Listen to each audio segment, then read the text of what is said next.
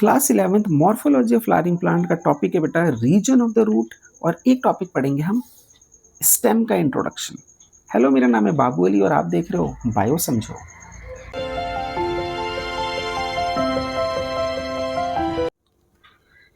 Reason of root में तीन main reason है। एक है रीजन ऑफ मेरिस्टेमेटिक एक्टिविटी, एक है रीजन ऑफ इलोंगेशन और तीसरा है बच्चों रीजन ऑफ मैच्योरेशन। ठीक है। जो रीजन ऑफ मेरिस्टेमेटिक एक्टिविटी है, इसका नाम क्यों है ऐसा? क्योंकि यहाँ पर मेरिस्टेमेटिक सेल है और मेरिस्टेमेटिक सेल कौन से होते हैं? डिवाइडिंग सेल होते हैं। तो यहाँ पर क्या होंगे? छोटे छोटे सेल्स होंगे जो हर वक्त डिवाइड कर रहे होंगे। इन्हें बोलते हैं हम रीजन ऑफ मेरिस्टेमेटिक एक्टिविटी। अब इसके कुछ कैरेक्टरिस्टिक फीचर है क्या क्या? यहाँ पे क्योंकि देखो डिवीजन करनी है बहुत सारी, तो यहाँ पे जो प्रोटोप्लाज्म होगा वो बहुत डेंस होगा, मतलब खाना जो होगा न्यूट्रिशन बहुत ज़्यादा होगा। यहाँ पे जो न्यूक्लियस होगा बच्चों वो लार्ज होगा। ठीक है। उसके अलावा अब इसको बार बार डिवाइड करना है तो डिवीजन में इजी क्या रहेगा? जो इसकी वॉल है, सेल वॉल है, वो थिन होनी चाहिए। बेटा थिक होगी तो बार बार डिवाइड कैसे करेगा? और दूसरे सेल के साथ, क्योंकि भी यंग है ना, बच्चा है, डिवाइडिंग सेल है, मतलब देखो ये मैच्योर वाली जगह है, ये डिवाइडिंग वाली है। तो यहाँ पर जो सेल्स होंगे वो भी अर्ली स्टेज में बच्चे हैं एक तरीके से, तो इनको सपोर्ट की ज़्यादा जरूरत होगी। तो इनके बीच में जो कनेक्शन होता है एक सेल से दूसरे सेल की कनेक्शन को क्या बोलते हैं? Plasmodesmata connection. तो ये भी इसके अंदर ज़्यादा होता है, प्लाज्मोडेस्मेटा कनेक्शन, ये भी इसके अंदर ज़्यादा होगा। ठीक है। एक और अगर तुम समझना चाहते हो तो इसके अंदर बच्चों जैसे कि वैक्यूल्स होता है। अब अपने हिसाब से सोच के बता, उसमें वैक्यूल बड़ा होगा छोटा होगा? छोटा होगा बेटा। अभी ये तो डिवाइडिंग सेल है, जब परमानेंट हो जाएगा, जब इसका काम फिक्स हो जाएगा, तब जाके ये वैक्यूल बड़ा रखेगा, न्यूट्रिशन को इकट्ठा रखेगा। अभी तो डिवाइड कर रहा है ना। तो ये सारी चीज़ें होती हैं रीजन ऑफ मेरिस्टेमेटिक एक्टिविटी में, यानी कि यहाँ पे जो सेल्स हैं वो सब अभी डिवाइड कर रहे हैं। ये क्या है बच्चों? ये है रूट कैप। ठीक है। रूट कैप का काम क्या है? रूट कैप का काम है इस रूट को प्रोटेक्ट करना। रूट कैप का काम क्या है? प्रोटेक्शन करना इसका। थिम्बल शेप में होता है ये। थिम्बल जानते हो क्या होता है? थिम्बल शेप जो सुई धागे का काम ज़्यादा करते हैं ना, तो सुई जो है वो उंगलियों में ना चुभ जाए, तो वो एक कवर, एक प्रोटेक्शन, एक गोल सा कवर पहनते हैं, उसको बोलते हैं थिम्बल, जो उसे बचाता है। ठीक है बेटा। तो ये जो इसका काम है रूट कैप का, प्रोटेक्शन देना। क्योंकि भाई देखो ये रूट है, ये जैसे जैसे आगे की तरफ मिट्टी में जाएगी तो ये मेरिस्टेमेटिक सेल है, छोटे सेल है, बच्चे हैं ये, तो ये डैमेज ना हो जाए, तो ये प्रोटेक्शन के लिए होता है रूट कैप। ठीक है। उसके अलावा ये एक रास्ता बनाता है। देखो चलो मैं लिख देता हूँ।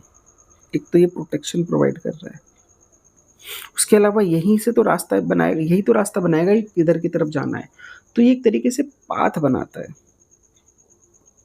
और तीसरा एक और अगर तुम समझना चाहो तो ये म्यूसिलेज रिलीज करता है, और इस म्यूसिलेज से थोड़ा सा लुब्रिकेट हो जाता है यहाँ का सॉइल, और ये आराम से ग्रोथ कर सकता है। ये थोड़ा एक्स्ट्रा हो जाएगा, पर तुम समझ सकते हो, आसान है, इतना कोई मुश्किल तो है नहीं।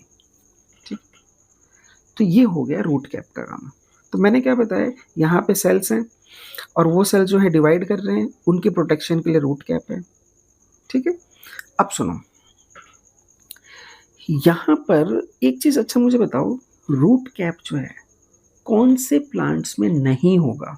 अगर ऑप्शन आ जाए पेपर में, कौन से प्लांट में नहीं होगा? एक्वेटिक प्लांट में बेटा। एक्वेटिक प्लांट में रूट कैप क्यों होगा? वहाँ प्रोटेक्शन की जरूरत नहीं है ना, वहाँ तो सीधा सीधा पानी के अंदर जाना है, सॉइल में है ना, जो टकराएगा तो सेल डैमेज हो सकते हैं, उसमें तो है ही नहीं। या एरियल कोई रूट है, वहाँ पे भी नहीं है इसकी जरूरत, तो वहाँ भी नहीं होगा। अच्छा, इसके बाद आ जाओ रीजन ऑफ इलोंगेशन। देखो यहाँ पे सेल डिवाइड होते हैं, यहाँ पे वो इलोंगेट होते हैं, मतलब उनका साइज इस तरीके से बढ़ता है, लंबे लंबे सेल्स होते हैं यहाँ पे, इलोंगेशन, रीजन ऑफ इलोंगेशन है। और यही वो रीजन है जिसकी वजह से रूट का साइज बढ़ता है। रूट का साइज इसी पर डिपेंड करता है बेटा, क्योंकि ये इलोंगेट हो रहा है। रीजन ऑफ मैच्योरेशन कौन सा है? रीजन ऑफ मैच्योरेशन है बेटा, इसका समझ लो, इसका उल्टा हो जाएगा।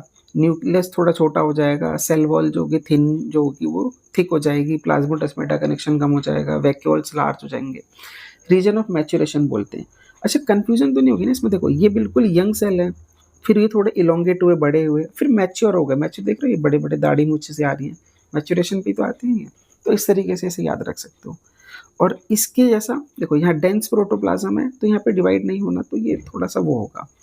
यहाँ पे न्यूक्लियस थोड़ा छोटा होगा, थिन वो नहीं होगी, यहाँ पे थिक सेल वॉल होगी।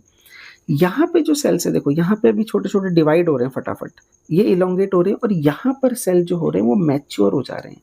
यानी कि जिस सेल को जो बनना है, डिफरेंशिएशन हो रहा है एक तरीके से। तो यहाँ पर जो भी नए सेल बनने हैं वो यहाँ बनेंगे। यानी कि अगर किसी को जाइलम बनना है, तो वो बन जाएगा, किसी को फ्लोएम बनना है, तो वो यहाँ पे मिलेंगे वो। या फिर कोई पेरिसाइकिल बनना चाहता है, तो वो यहाँ बनेगा, ठीक है?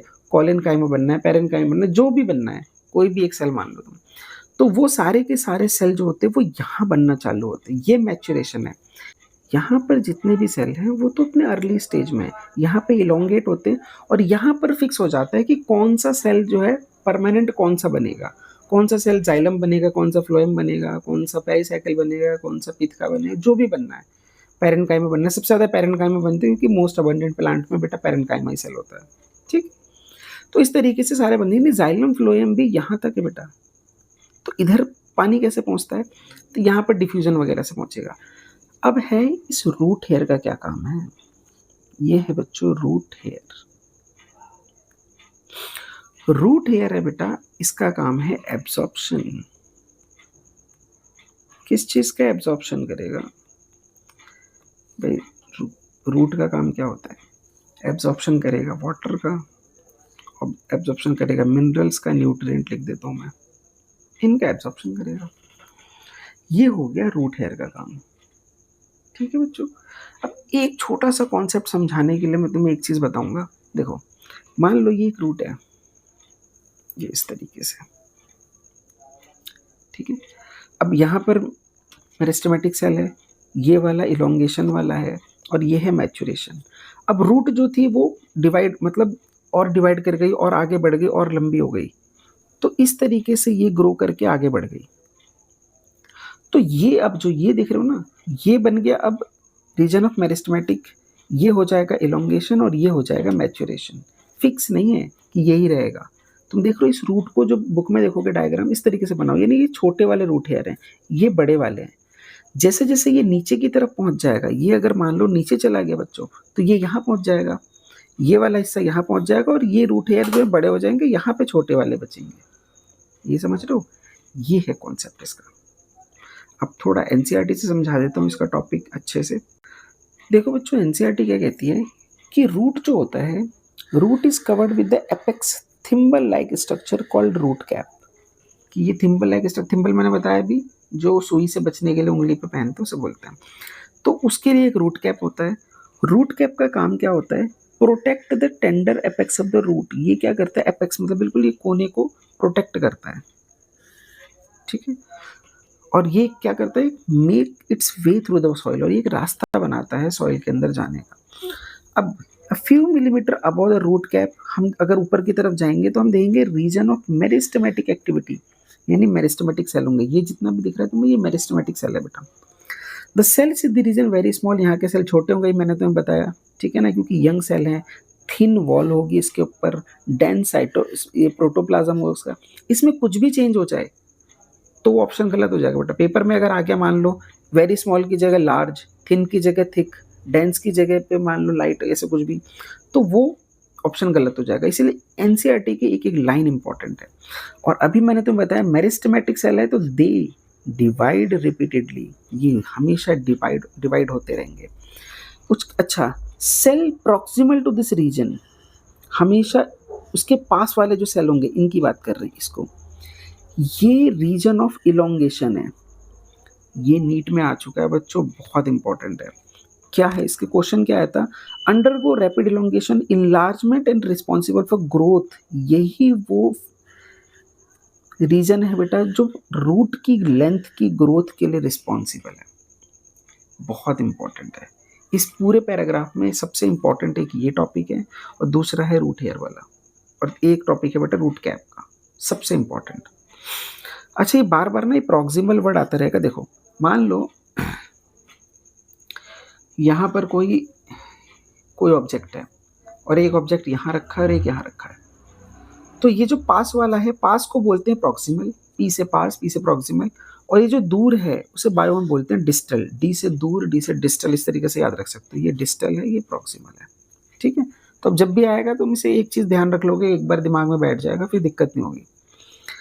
उसके बाद उन्होंने बोला है कि उसके प्रॉक्सिमल यानी उसके पास एक और रीजन आएगा, रीजन ऑफ मैच्योरेशन। ये रहा मैच्योरेशन बेटा।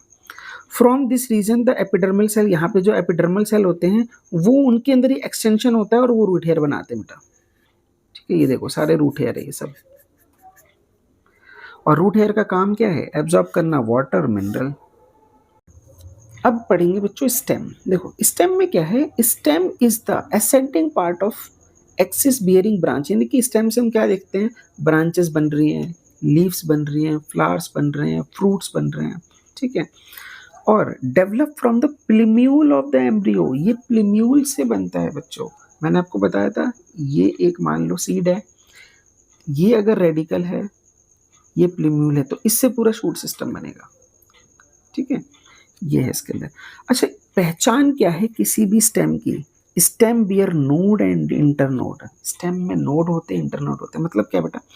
जैसे कि मान लो ये मान लो कोई स्टेम है, तो ये जो तुम देख रहे हो ये कहलाते हैं नोड, ये कहलाता है नोड, ये है नोड।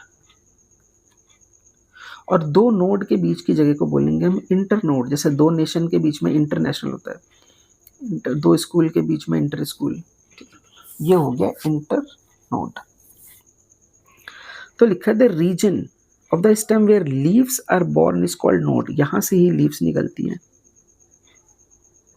इसे बोलते हैं नोड। और ये while the internode of the portion between the two nodes, और दो नोड्स के बीच की जगह को क्या बोलते हैं हम? इंटरनोड। ये मैंने तुम्हें बताया। अब लिखा है कि स्टेम जो होते हैं बियर बर्ड्स, स्टेम के ऊपर तुम क्या देख सकते हो? बर्ड बनता हुआ। किस टाइप के बर्ड? टर्मिनल और एक्सिलरी। लो समझो, ये स्टेम है, ठीक है? यहाँ से मान लो एक लीफ बनी, इस जगह को बोलते हैं, इन दोनों की, ये स्टेम और लीफ के बीच की जगह को बोलते हैं बच्चों एक्सिल। तो यहां से जो बर्ड बनेगी उसे बोलेंगे एक्सिलरी बर्ड, एक्सिलरी बर्ड। इसे क्या बोलेंगे हम? Axillary bud. और यहाँ पे टर्मिनल एंड पे बनेगा उसे बोलेंगे हम टर्मिनल बर्ड। टर्मिनल मतलब एंड में, टर्मिनल बर्ड। अब स्टेम इज जनरली ग्रीन और लेटर ऑफन बिकम वुडी, यानी कि शुरू में स्टेम तुमने देखा है पौधों में बिल्कुल ग्रीन सा होता है, मुलायम सा, और जैसे जैसे वो हार्ड हो जाता है, डार्क हो जाता है, वुडी हो जाता है, डार्क ब्राउन कलर का। अब ये तो हो गया कि स्टेम में क्या क्या कैरेक्टरिस्टिक फीचर है। अब आ जाओ कि फंक्शन स्टेम करता क्या है। तो देखो स्टेम सबसे पहले तो ब्रांचेस बनाता है। यहाँ से देखो, यहाँ से एक ब्रांच बन सकती है, तो ब्रांचेस बनाता है। उसके अलावा इस पे पत्ते लगते हैं, फ्लावर लगते हैं, फ्रूट्स लगते हैं, उनके लिए एक जगह दे रहा है। कंडक्ट करता है वाटर को, मिनरल को। भाई रूट ने यहाँ तक पानी ले आया, अब यहाँ तक सारी जगह तक पहुँचाने का स्टेम के थ्रू ही तो होगा। उसके अलावा स्टेम के थ्रू ही फोटोसिंथेट्स जाते हैं, यानी कि फोटोसिंथेसिस में जो फूड बना होगा, मतलब लीफ ने खाना बनाया, तो ये दूसरे मान लो स्टेम, ये रूट तक पहुँचाना है, तो स्टेम के थ्रू ही तो जाएगा, ये लिखा हुआ है। उसके अलावा और क्या क्या काम करता है? स्टेम कर सकता है स्टोरेज ऑफ फूड। पोटैटो खाते हो वो स्टेम ही तो है, उसमें स्टोरेज फूड नहीं है, स्टोर। उसके अलावा शुगर केन में स्टोर है। उसके अलावा जिंजर में स्टोर है फूड, ठीक है? तो स्टोरेज ऑफ फूड कर सकता है। सपोर्ट प्रोवाइड करता है, भाई यही तो है जो प्लांट को अपराइट रखता है, स्ट्रेंथ प्रोवाइड करता है। प्रोटेक्शन देता है, भाई स्टेम होगा तो प्लांट में एक हाइट होगी, हाइट होगा तो प्रोटेक्शन मिलेगा उसे। या फिर ये समझ लो कि स्टेम के बाहर की जो लेयर होती है वो अंदर वाले लेयर को डैमेज होने से बचाता है। और कई सारे स्टेम में तो कांटे वगैरह होते हैं, वो भी प्रोटेक्शन करते हैं। उसके अलावा क्या स्टेम वेजिटेटिव प्रोपोगेशन भी करते हैं? यस, क्यों नहीं करते? यानी क्या रूट, क्या स्टेम से ऐसा होता है कि नए प्लांट या ये बन सकते हैं? बन सकते हैं। एक भाई गुलाब का पौधा लाओ और गुलाब के स्टेम को लेके ज़मीन में लगा दो, ये पूरा गुलाब बन जाएगा बेटा, ये नया प्लांट बन जाएगा। तो ये क्या है? वेजिटेटिव प्रोपोगेशन ही तो है। एक पोटैटो लो, ठीक है ना, उसके टुकड़े कर दो, ज़मीन में डाल दो, उससे ग्रोथ हो जाएगी। ये भी क्या है, ऐसे ही हम मिंट से कर सकते हैं, स्ट्रॉबेरी कर सकते हैं, ये सारी चीज़ें हम कर सकते हैं। इसका मतलब उनसे हम प्रोपेगेट करा सकते हैं, नया प्लांट बना सकते हैं। स्टेम में ये सब खास बात है। ठीक है बच्चों? और बायो में कुछ भी पूछना है तुम्हें, मुझे प्लीज़ कमेंट करो, लाइक डिसलाइक जो अच्छा लगता है करो, मगर बायो समझो।